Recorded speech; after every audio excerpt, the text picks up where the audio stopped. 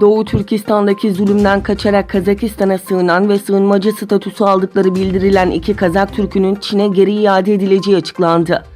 Sınır Servisi Müdürü Darkan Dilmanov yaptığı açıklamada onaylanmış bir belgenin statüsüne sahip olan mevcut sözleşmeye göre adli işlem sonunda ve bütün suç sorumlulukları çerçevesinde bu vatandaşları menşe ülkesine devredeceğiz. Yani bu durumda sınır temsilci faaliyetleri aracılığıyla Çin Halk Cumhuriyeti'ne transfer edeceğiz açıklamasında bulundu. 25 ve 30 yaşlarında olan 2 Doğu Türkistanlı Kazak Türk'ü 1 Ekim 2019'da sınırı geçerek Kazakistan'a gelmiş, 14 Ekim 2019'da Almatı şehrinde bir basın açıklaması düzenleyerek Çin'de gördükleri zulmü anlatmışlardı.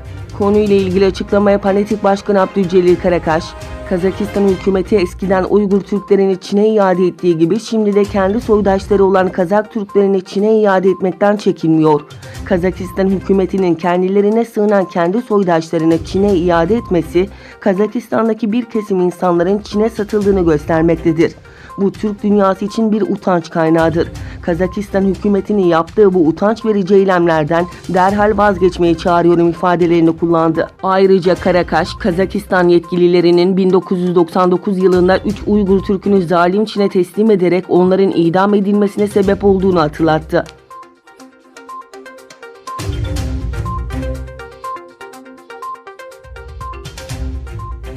Çin yönetiminin Sincan valisi Şöhrez Zakir, mesleki eğitim merkezi olarak tanımladığı toplama kamplarında bulunanların çoğunun mezun olarak evlerine döndüğünü ve mutlu bir yaşam sürdüğünü iddia etti.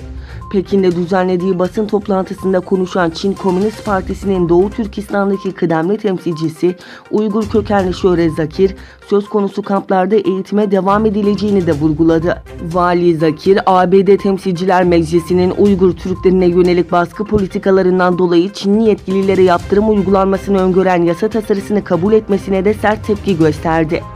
Ancak ÇKP'li yöneticinin iddiası diasporda bulunan Uygurlar ve uluslararası kamuoyu tarafından yalanlandı. Uygurlar akrabalarından haber alamadıklarını ve çoğunun kayıp olduğunu dile getirdi.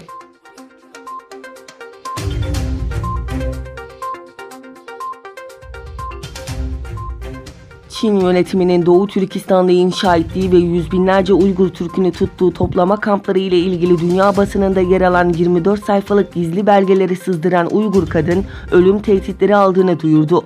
Hollanda'da yaşayan ve bu ülke vatandaşı olan Asiye Abdülhayep kendisinin ve ailesinin güvenliğinden endişe etmeye başladığını ifade etti. Volkskrant gazetesine konuşan Abdülhayep kendisine yöneltilen tehditlerden birinde "O işten vazgeç yoksa parçalara ayrılıp bahçenin önündeki çöp kutusuna atılacaksın" yazıldığını dile getirdi. Diken üzerinde olduğunu belirten 46 yaşındaki kadın "Korunmaya ihtiyacım var" sözleriyle Hollandalı yetkililerden yardım istedi.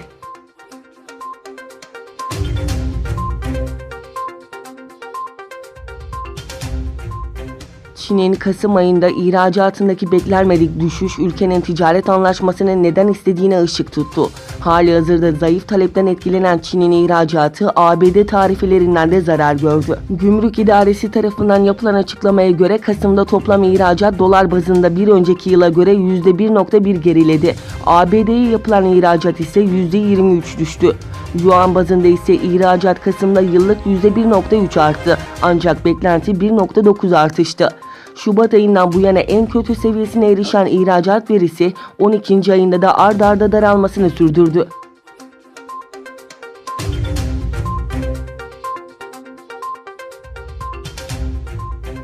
ABD Dışişleri Bakanlığı, Venezuela Devlet Başkanı Nicolas Maduro'ya yakın Venezuelalı 2 yetkiliyi yaptırım listesine eklediklerini duyurdu. Bakanlıktan yapılan açıklamada Venezuela Göçmenlik Bürosu'na genel müdür olarak görev yapan 2 devlet yetkilisinin pasaport işlemleri üzerinden rüşvet aldığı belirtildi.